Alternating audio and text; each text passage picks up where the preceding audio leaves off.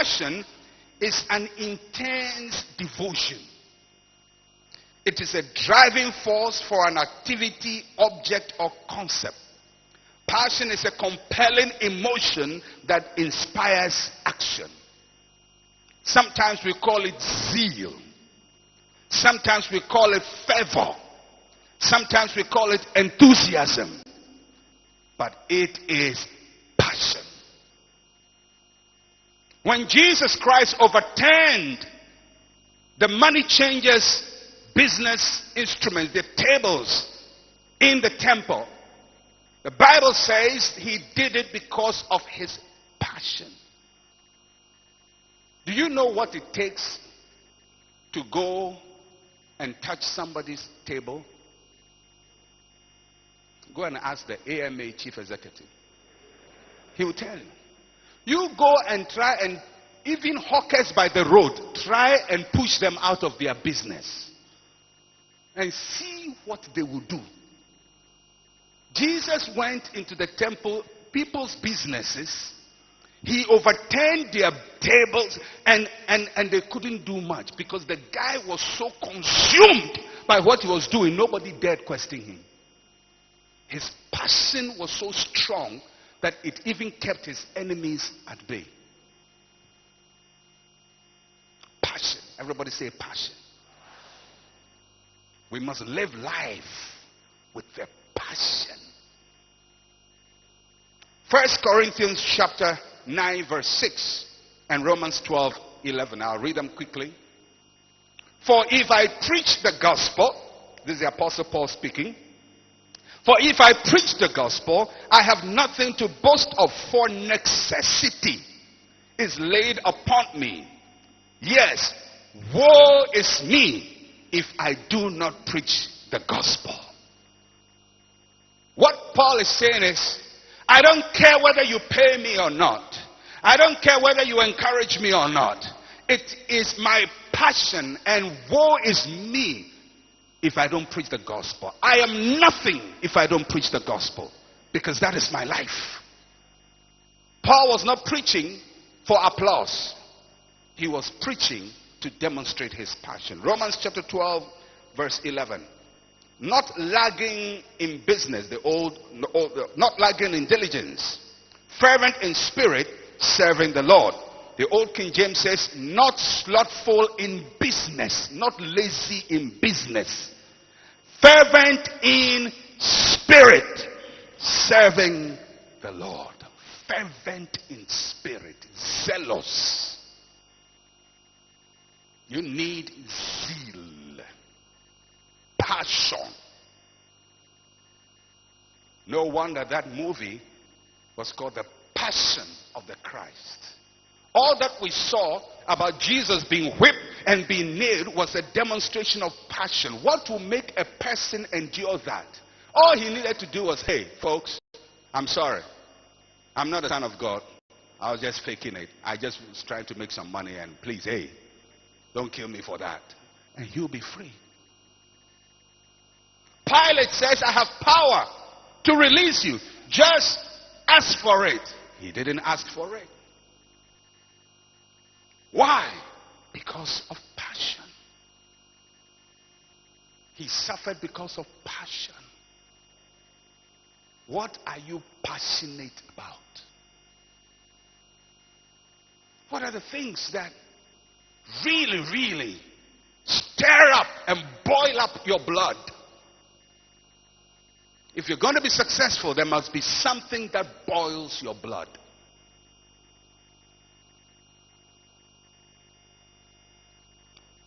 On the pathway of success, you have to have passion. How do you manifest passion? First, you have to demonstrate intensity of spirit and commitment to your ideals.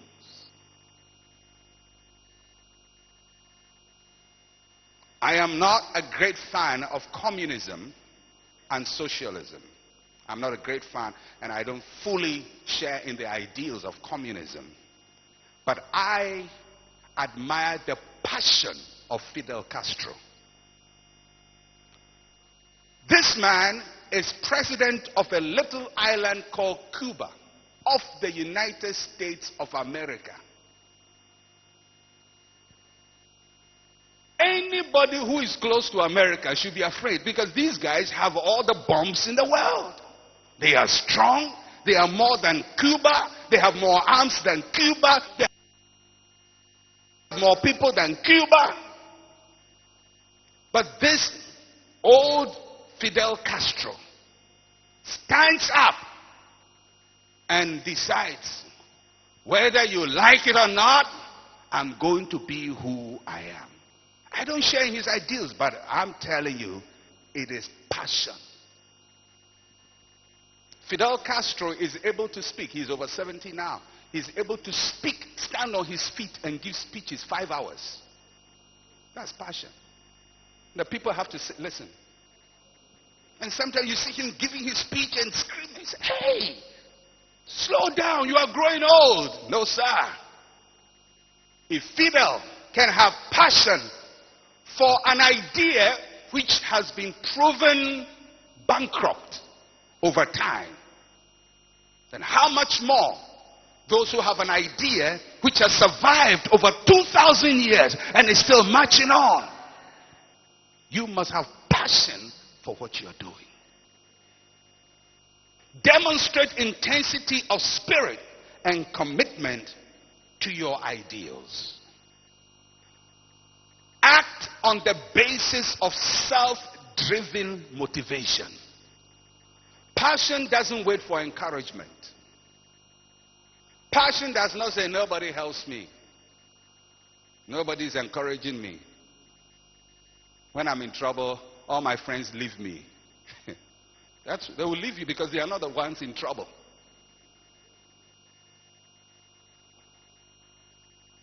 When I have a need, nobody cares. Why should they care? It's not their need. It's your need. And if you don't have self-motivation, that you go out of the world and you want to change the world. Passionate Jesus. You have to be that kind of a person. What do you infect people with? Number 4, with passion, you infuse your environment with hope, with life, with optimism. Your environment is infused with your spirit. People around you want to follow you. You know, when you go to a place like Cuba, Cuba uses old cars. Some of the cars that are there were 1954. Refrigerators, 1953. And the people, sometimes the people walk for long distances. America goes and does propaganda. They have radio stations turned on Cuba to discourage the people. But give it to Fidel. From 59 till now, he's kept his revolution. Why? Because people around him, they know the thing is collapsing. They know the thing is making them poor. But somehow, he infuses them with something. It is his passion. Passionate people give hope to hopeless people. Passionate people make you have the can-do spirit. Passionate leaders change nations. It is said that the Second World War was won especially by 2 leaders, 2 presidents, of 1 prime minister, 1 president. Prime Minister Churchill of Great Britain and Roosevelt of America. And for your information, President Roosevelt was a cripple. A cripple. He had polio in his legs. But this man could speak on radio and inspire a whole nation to act. Churchill went on the air after Hitler's blitzkrieg and Britain had been bombed, and he said, we will not surrender. No, never, no, never, never. The people rose up army of Germany was stronger than them, but their spirit was stronger than Germany. It's the leader who infuses people with passion. How do your children feel when there is trouble?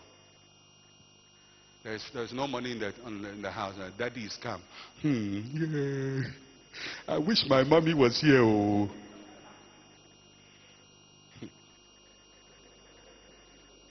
Do you infuse your family with passion? With a sense of purpose? Number 6, the 6th aspect for success is mental precision. Mental precision. I love this one too. As a matter of fact, I love each one of them. Mental precision. What is precision? Precision is strictly conforming to a pattern, standard, or convention. It's a degree of refinement. Please follow this carefully, because especially for us in Africa, our biggest liabilities, lack of it. Lack of it. Mental precision. Exodus chapter 25 verse 9. God called Moses to build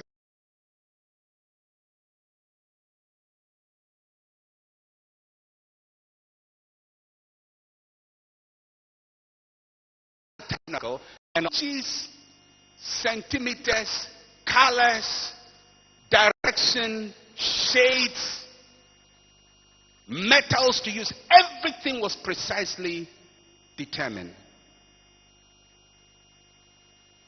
And this is what God said to Moses: according to all that I show you, that is the pattern of the tabernacle and the pattern of all its furnishings, just so you shall make it. Precision. Precision. God is not the God of generalities. He's a God of precision. If you think in general terms, you cannot really achieve success. You have to be precise in what you think. Precision is so important because it helps you to hit things right on the nail, on the dot. Zero defects. Everything on target. I think one of our challenges as Africans is that much of our language and much of our experiences are infused in generalities. And so our thought tends to focus on generalities and not precisions.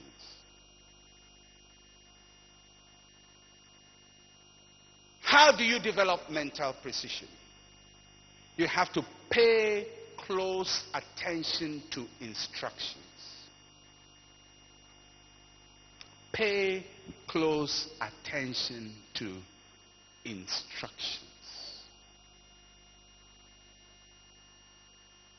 When you receive instructions, don't assume you know. How many times have we told somebody something and he's going to do the opposite? And he did it thinking he was pleasing you. The result annoyed you. Then when you show your annoyance, he thinks you don't appreciate. And the reason is because people don't pay attention to instructions, to what they see and to what they hear. You must take note of subtleties and nuances. Sorry for using big words here. I was trying to find the best way to describe this, but I looked through my thesaurus and I just say, hey, let me just fix nuances. Subtleties and nuances. Sometimes things look the same to us. Even some words look the same or seem to mean the same. Glad, happy. Is there a difference between saying, I'm glad and I'm happy? Many people say it's the same, but they are not. There are subtle, nuanced differences. And that difference is what determines meaning. If you don't catch the difference, you will not catch meaning. You see, great things are determined by little things. Recently,